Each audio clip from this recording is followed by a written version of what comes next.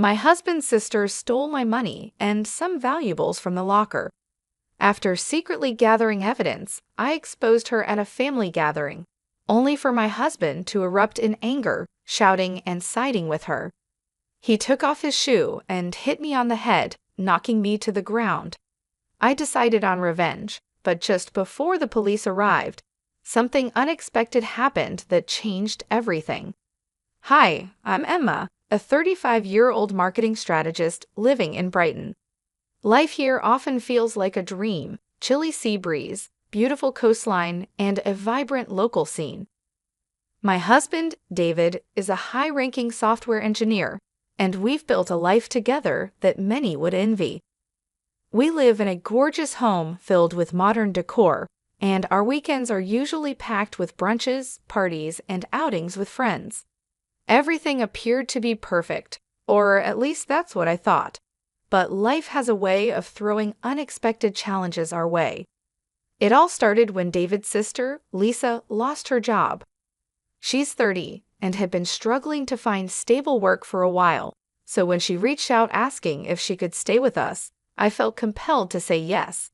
After all, family is important, right? Little did I know that saying yes would set off a chain of events that would shatter my perception of my perfect life. Lisa moved in shortly after losing her job. At first, I was hopeful that having her around would strengthen our family bond.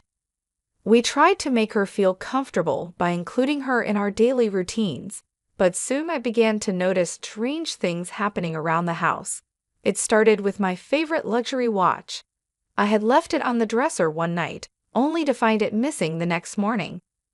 When I asked Lisa about it, she laughed and said, "Oh, I thought it was mine. My bad." I brushed it off, thinking it was just a silly mistake. After all, who would think twice about a watch? But that was just the beginning. As days passed, I started noticing other items disappearing: my diamond ring, makeup, and even a designer handbag. Each time I confronted Lisa, she waved it off, insisting it was an honest mistake. "I'm sorry, Emma, I didn't mean to take your things. I just got confused." David always seemed to side with her, which made my skin crawl. "Babe, you know Lisa's going through a tough time. You shouldn't jump to conclusions," he would say, dismissing my concerns. The real turning point came when I discovered money missing from my personal lockbox. I had always kept a stash of cash there, mostly for emergencies, but one day I found a few $1,500 bills gone. Panic set in, and I couldn't shake the feeling that Lisa was somehow involved. I confronted David about it, my voice trembling. "David, I think Lisa has been stealing from me. I'm missing money." He barely looked up from his laptop. "Maybe you just forgot you spent it, Emma. You know how it is. Sometimes we miscount," he replied casually. I felt my heart sink. My own husband didn't believe me. It felt like I was losing my grip on reality. And that's when I realized something was seriously wrong. David was blind to the manipulation happening under our roof, and it made me question everything. Frustration boiled inside me, and I decided I had to take matters into my own hands. I devised a plan to catch Lisa red-handed. I bought some invisible ink and carefully marked a few $1,500 bills. I also set up a hidden camera in my walk-in closet where the lockbox was located. I knew this was a risk, but I had to know the truth. Days turned into a week, and I was on edge. Each day, I would come home and check the footage, heart racing, hoping for a glimpse of what was happening in my own home. Finally, on the fourth day, I got my first real break. There she was, Lisa, boldly rummaging through my lockbox. She took the marked bills and even one of my rings. My heart pounded as I watched the betrayal unfold before my eyes. "Got you," I whispered to myself, determination flooding my veins. Armed with this proof, I felt a mix of anger and relief. It was time to confront Lisa. I found her in the living room, casually scrolling through her phone. "Lisa, we need to talk," I said, trying to keep my voice steady. "What's up?" she replied with a disinterested tone, still not looking up. "I know you've been taking money from my lockbox," I said, my heart racing. I have proof." Her eyes narrowed, and for a second, I could see the mask slipping. "What do you mean? That's crazy. I would never do that." I took a deep breath, my hands trembling slightly. "I've got it all on camera. You can either come clean, or we do this the hard way." Her bravado faltered for a moment, and then she forced a laugh. "You think I'm scared of some footage? Good luck convincing David. He'll never believe you over his sister." Her words hit me like a slap in the face.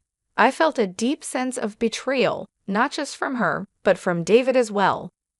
I couldn't believe how twisted this situation had become. I was not just fighting for my belongings, but for my dignity and sanity. The tension in the air thickened as I realized that my confrontation with Lisa was just the beginning. The battle lines were drawn. I was ready to expose the truth, but little did I know this would lead to a confrontation that would change everything. As I lay in bed that night, a mix of emotions swirled inside me: anger, frustration, and a newfound determination. I had to take action before it was too late. The upcoming family gathering was just around the corner, and I decided then and there that I would reveal everything. But in doing so, I couldn't help but wonder what the fallout would be. Would David finally believe me, or would this lead to an even greater betrayal? Only time would tell. The day of the family gathering arrived, and I felt a knot in my stomach. It was supposed to be a joyful occasion, a chance to celebrate David's recent promotion at work. But all I could think about was the confrontation that awaited me. David's family would be there, and I knew this was my opportunity to finally expose Lisa. I could hardly sleep the night before, rehearsing what I would say over and over in my head. Would they believe me? Would David finally stand by my side? That morning, I chose a navy blue dress that hugged my curves just right. It made me feel confident, as if I could face whatever lay ahead. David walked into the bedroom, smiling. "You look beautiful, Emma," he said, planting a kiss on my forehead. His words should have comforted me, but instead, they felt like a mask hiding the tension between us. "Thanks, David. I just hope everything goes well today," I replied, forcing a smile. "Of course. Everyone is excited to see you," he said, oblivious to the storm brewing in my mind. When we arrived at his parents' house, the atmosphere was lively. David's mom, Susan, was bustling around in the kitchen, and the smell of grilled meat filled the air. Relatives mingled in the backyard, sipping drinks and catching up. I forced myself to be social, chatting with David's cousins and laughing at their jokes, but my mind was elsewhere. As the afternoon wore on, I caught glimpses of Lisa chatting animatedly with the family, her laughter ringing out as if nothing was amiss. I felt my blood boil. How could she act so carefree when she had been stealing from me? I glanced at David, who was completely engrossed in a conversation about work, blissfully unaware of the drama lurking beneath the surface. Finally, it was time for the main event, the toast for David's promotion. Everyone gathered around, glasses in hand, and I took a deep breath, my heart racing. This was it. As David stood up to speak, I felt a wave of determination wash over me. "Thanks, everyone, for coming.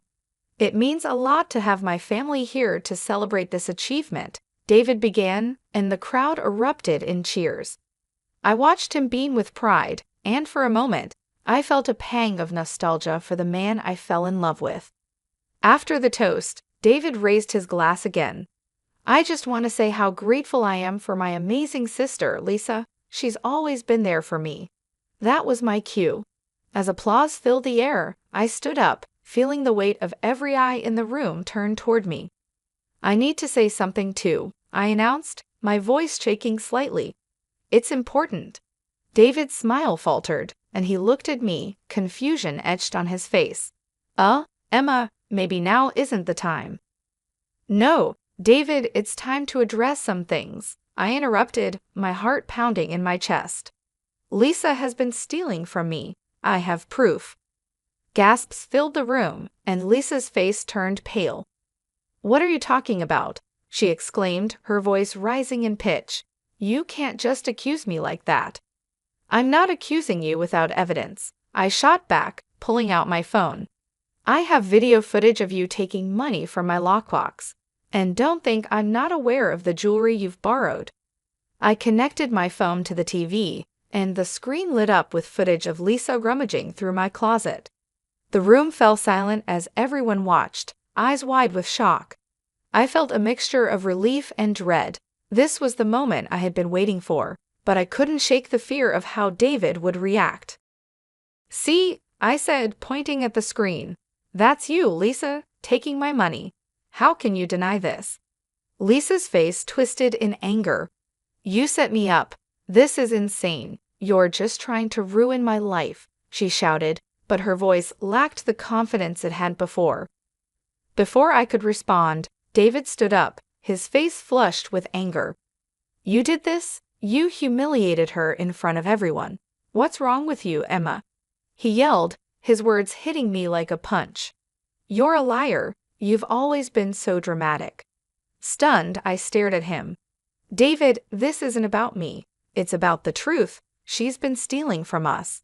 But he wasn't listening. "You've turned my family against me. How could you do this?" he continued, his voice rising. Then, in a shocking twist, he took off his shoe and hit me hard on the head. The room fell completely silent, and I felt a mixture of shock and disbelief wash over me. I had never imagined David would do something like that. The gasps from family members echoed in my ears, but my world had narrowed down to David and his furious expression. "Get out of my house, Emma. I want a divorce," he said, his voice cold and firm. The words struck me like a lightning bolt. In that moment, everything felt surreal. I had thought I would finally expose Lisa's deceit and reclaim my life, but instead, I was being thrown out of the very life I had built with David. Tears streamed down my cheeks as I grabbed my things and headed for the door. The shocked faces of my family-in-law blurred together. All I could hear was the pounding of my heart. Lisa, meanwhile, wore a victorious smirk, knowing she had manipulated the situation to her advantage. As I stepped outside, the world felt heavy. I could hardly breathe. I had stood up for myself, but it had cost me everything. Walking away from the house, I couldn't shake the feeling that this was only the beginning of a much larger battle. I knew I would have to find a way to regain my dignity and strength, even if it meant facing David and Lisa again. After that night, everything felt different. I left David's parents' house with my heart shattered, my mind racing, and my emotions swirling. I drove aimlessly around Brighton. The city that once felt like my sanctuary now seemed foreign and cold. How had it come to this? I never imagined that standing up for myself would lead to such a painful outcome. But I knew one thing: I couldn't let this defeat define me. I spent the night at a hotel, my heart heavy with betrayal. The following morning, as I stared at my reflection in the mirror, I realized I had a choice. I could either wallow in despair or fight back. Anger surged through me, igniting a fire that I hadn't felt before. I grabbed my phone and called my best friend, Sophie, who has been my closest confidant since college.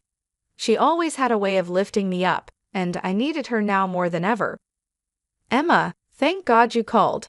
I was so worried about you," Sophie said, her voice a soothing balm to my frayed nerves. "I'm a mess, Sophie. David took off his shoe and hit me, and he told me he wants a divorce. I don't even know where to begin," I confessed, my voice shaky. "You're stronger than you think. You need to take control of this situation. Have you considered getting a lawyer?" she suggested. "I know I should, but I'm scared," I admitted. "What if I lose everything?" "Emma, this is about your dignity and safety. You need to protect yourself. I'll help you find someone," Sophie reassured me.